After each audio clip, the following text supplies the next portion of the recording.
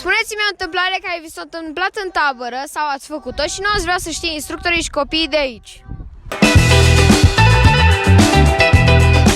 Sunt urmărit de o fată, simt că sunt mântuit.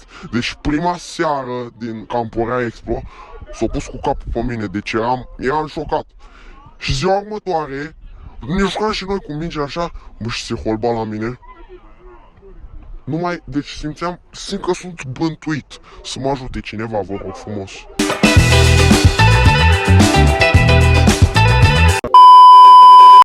Ați fost la traseu GPS?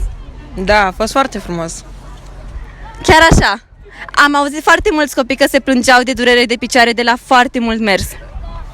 Da, au fost destui copii care într-un moment dat nu mai rezistau și se opreau acolo unde erau. Dar observ că sunteți un pic ciufulit. V-ați bătut și dumneavoastră cu apă la râu?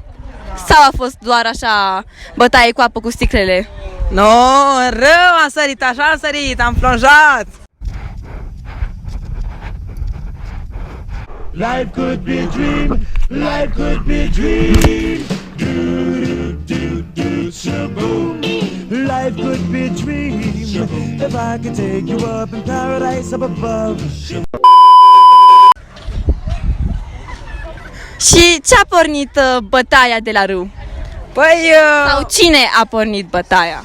păi un prieten pe nume David Cheșu, el a început să dea cu apă în noi și noi am început să dăm și noi în el cu apă cu picioare și s-a rezultat o apă foarte... Ia uitați-l și pe el. Dar despre comandament, ce părere aveți? Comandamentul este foarte de treabă, deocamdată. Când nu facem vreo prostie, este foarte de treabă.